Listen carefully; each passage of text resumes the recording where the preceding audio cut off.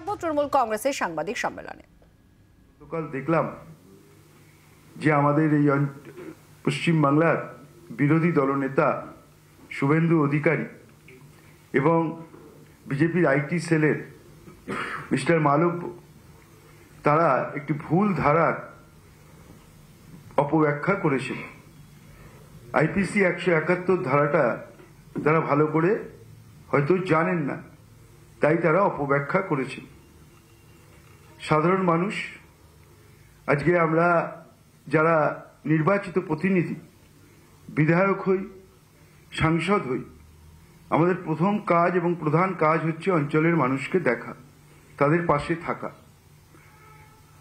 আমরা মনে করি যে আমাদের বিধানসভা বা লোকসভা আমাদের কনস্টিটুয়েন্সি আমাদের মায়ের মতো, আমাদের সন্তানের মতো। অভিষেক বন্দ্যোপাধ্যায় তিল তিল করে ডায়মন্ড হারবার লোকসভাকে গড়ে তুলছেন। তিনি একটি মডেল লোকসভা তৈরি করতে চাইছেন। তারই একটি মানবিক প্রয়াস ছিল প্রবীণ মানুষদের পাশে থাকা। আমি জানি না যে এই একটা শুভ প্রয়াসে, ভালো কাজে কেন বিজেপি এবং শুভেন্দু অধিকারীদের এত জ্বালা, তাই তারা আজকে এটা নিয়ে অপব্যাখ্যা করছেন। তো এই বিষয়ে আমি সবিস্তারে বলার জন্য আমাদের দলের সাধারণ সম্পাদক কুণাল ঘোষকে অনুরোধ করছি। উনি আগে বলুন, তারপরে আমরা সবাই বলবো। মাননীয় মন্ত্রী অরূপ বিশ্বাস যা বললেন যে অভিষেক বন্দ্যোপাধ্যায় ডায়মন্ড হারবার কেন্দ্রে একটি মানবিক পদক্ষেপ, বার্ধক্য ভাতা। আপনারা জানেন কেন্দ্রীয় সরকার বিপুল টাকার বকেয়া রেখেছে বাংলার, ফলে বাংলার বহু কাজ খানিকটা প্রতিকূলতার মধ্যে গিয়ে পড়ছে। তো সেই জায়গায় যখন অভিষেক বন্দ্যোপাধ্যায় বার্ধক্য ভাতা বিকল্প পদ্ধতিতে একটা দেওয়ার চেষ্টা করেছেন এবং করে দেখিয়ে দিয়েছেন যে কথা রাখা যায়, তখন অরূপবাবু যা বললেন, শুভেন্দু অধিকারী, অমিত মালব্য এরা নানা ধরনের কুৎসা করছেন। দেখুন, এই যে বড় বড় কথা বলছে শুভেন্দু, যে নিজে সিবিআই এর এফআইআর নেমড চোর, বলছে আয়করকে চিঠি দিলাম। অভিষেক বন্দ্যোপাধ্যায় যে পদ্ধতিতে এই বার্ধক্য ভাতা দিয়েছেন সেটা সম্পূর্ণ চেকের মাধ্যমে এবং ব্যাংক ট্রান্সফারের মাধ্যমে। ফলে এই আয়করকে চিঠি দিলাম, কালো টাকা সাদা করা হচ্ছে, এই ধরনের কুৎসামূলক যে কথাগুলি, সেগুলি কোথাও ধোপে টিকছে না। কারণ চেকের মাধ্যমে যাচ্ছে এবং ব্যাংকের ট্রান্সফারের মাধ্যমে যাচ্ছে, এবং এটা যেভাবে উনি করেছেন একটা সাংগঠনিক চেহারা এবং আরো বেশি মানুষকে সামাজিক দায়বদ্ধতার মধ্যে এনে 16,380 জন স্বেচ্ছাসেবক স্ব ইচ্ছায় যারা এই ধরনের কাজ করছেন তাদের একজোট করে এনে সকলের কন্ট্রিবিউশন এক জায়গায়, এবং সেটা ব্যাংকের মাধ্যমে এই বার্ধক্য ভাতাগুলি দেওয়া হয়েছে। ফলে এতে শুভেন্দুদের গা জ্বলবে, বিজেপির গা জ্বলবে যে এই ধরনের একটা উদ্যোগ, মানবিক উদ্যোগ, সেই কারণে তারা ইনকাম ট্যাক্স বা এই ধরনের কথা বলছে।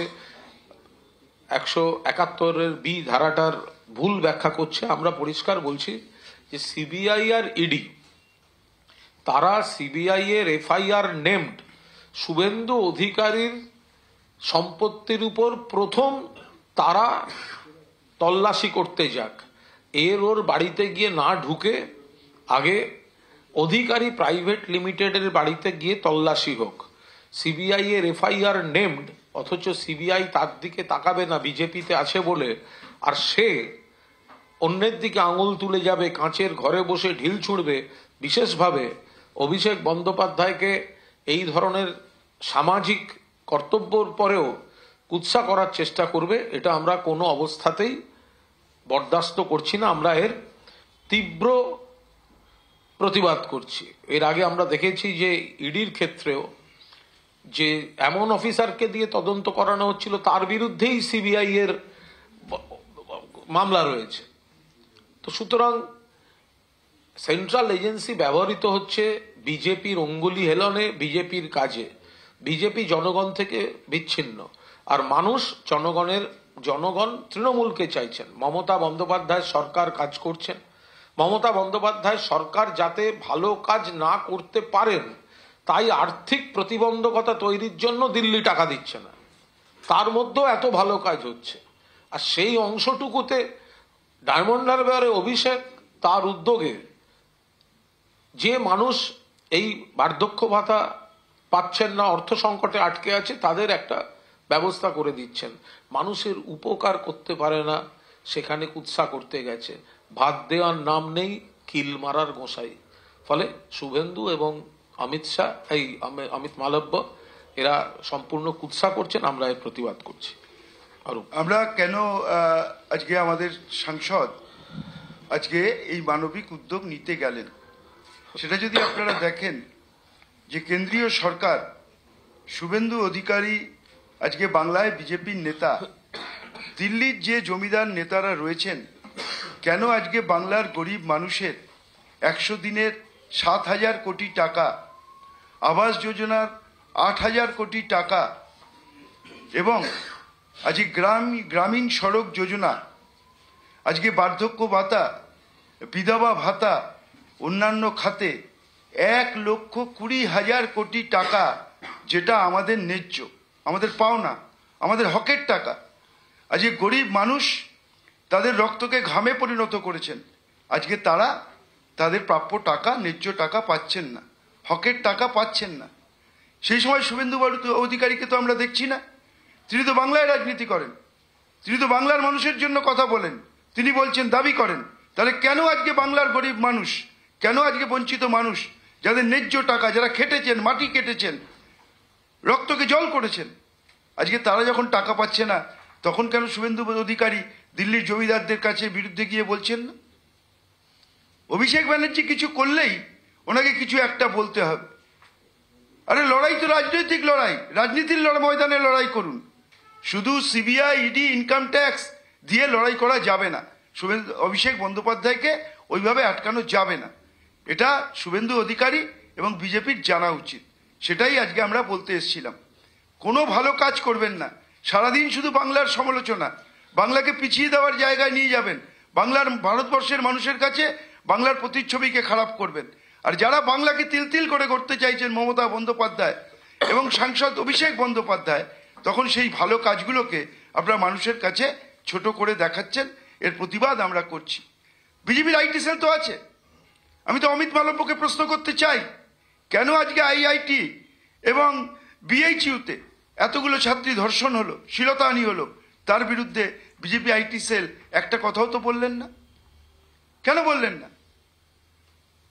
শুধু তৃণমূলের সঙ্গে রাজনৈতিকভাবে পারবে না, তাই যা তৃণমূল করবে তার বিরোধিতা করতে হবে। আপনারা তৃণমূলের বিরোধিতা করছেন না, আপনার বাংলার গরিব খেটে খাওয়া মেহনতি মানুষ, বাংলার 10 কোটি মানুষের বিরোধিতা করছেন। মানুষের জবাব দেবে আগামী দিন।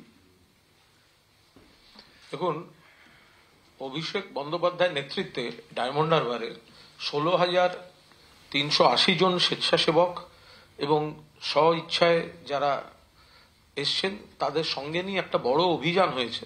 যে অভিযানে 76,120 জন প্রবীণ নাগরিকের মুখে হাসি ফোটানো গেছে। তো ফলে কেন্দ্রের বকেয়ার জন্য, যেটা মাননীয় মন্ত্রী অরূপ বিশ্বাস বললেন, যে ঘাটতিগুলো তৈরি হচ্ছে সেটা এইভাবে একটা অভিষেক বন্দ্যোপাধ্যায় ডায়মন্ড হারবার মডেল দিয়ে দেখালেন। কেন্দ্র চাইছে মমতা বন্দ্যোপাধ্যায় সরকার এত ভালো কাজ করছে, প্রত্যেকটা বিভাগে ফার্স্ট প্রাইজ, সেকেন্ড প্রাইজ, ফলে তাদের টাকাটাকে ব্লক করে দাও। আর সেই টাকা ব্লক করতে গেলে তো পেটে হাত পড়ছে সাধারণ মানুষের, বাংলার, ওরা তো বাংলার শত্রু। সেই জায়গায় দাঁড়িয়ে অভিষেক তার যে নির্বাচনী এলাকা সেইখানে মানুষের পাশে দাঁড়াবার চেষ্টা করেছেন, আর তার কুৎসা করে যাচ্ছেন। এরা কাজ করেন না। অরূপ যেটা বললেন, বাংলার অধিকার আদায় করার লড়াইতে এদেরকে পাওয়া যায় না, বাংলার মানুষ সুখে দুঃখে এদেরকে পায় না। কিন্তু ডায়মন্ড হারবারের মানুষ এবং সারা বাংলার মানুষ জানেন, মমতা বন্দ্যোপাধ্যায় নেতৃত্বে, অভিষেক বন্দ্যোপাধ্যায়ের সেনাপতিত্বে বাংলার মানুষের মঙ্গল করার একটা চেষ্টা চলছে। ডায়মন্ড হারবারের সাংসদ হিসেবে অভিষেকের এই কাজটা নিঃসন্দেহে একটা মডেল, এবং তাতে পাল্লা দিতে না পেরে কুৎসা করার চেষ্টা করছেন শুভেন্দু অধিকারী এবং অমিত মালব্য। আমরা বলবো যে যতই বিজেপি এবং শুভেন্দু অধিকারীরা কুৎসা করুক, অপপ্রচার করুক, অভিষেক বন্দ্যোপাধ্যায় তার ডায়মন্ড হারবার লোকসভাকে মডেল লোকসভা তৈরি করবেন এবং বাংলাকে এগিয়ে নিয়ে যাবেন। কোনো রকম প্ররোচনায় কেউ পা দেবেন না। এদের কাজ হচ্ছে কুৎসা করা, এদের কাজ হচ্ছে মানুষের বিরুদ্ধে শুধু অভিযোগ করা। এরা কোনো ইতিবাচক কাজ বাংলার মানুষের জন্য করেননি, আগামী দিনেও করবেন না। তাই বাংলার মানুষ ওদের থেকে মুখ ঘুরিয়ে নিয়েছেন, সেটা বুঝতে পেরেছেন বলেই প্রতিদিন এই নেগেটিভ প্রচার তারা করছেন। এবং কোনো কুৎসা করে, অপপ্রচার করে অভিষেক বন্দ্যোপাধ্যায়কে আটকে রাখা যাবে না। অভিষেক বন্দ্যোপাধ্যায় শুধু ডায়মন্ড হারবারের সাংসদ নন, তিনি আমাদের দলের সর্বভারতীয় সাধারণ সম্পাদক।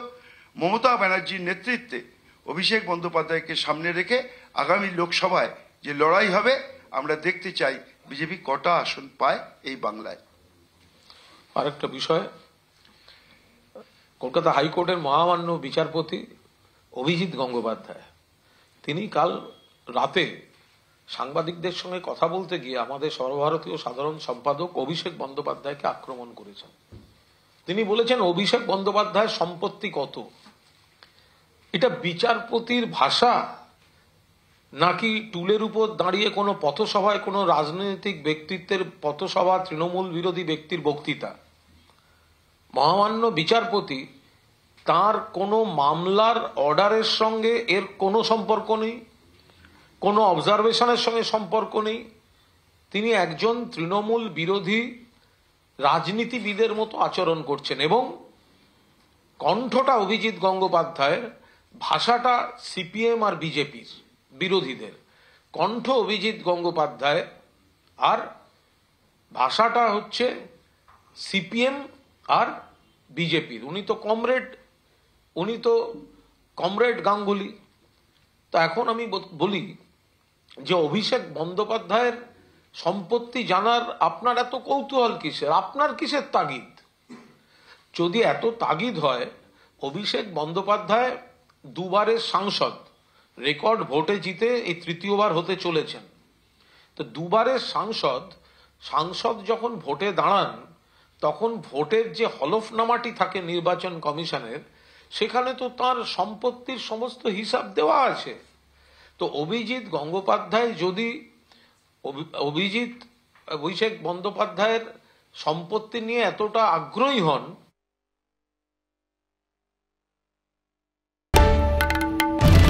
বাংলার আওয়াজ, বাঙালির আবেগ, জি 24 ঘন্টা।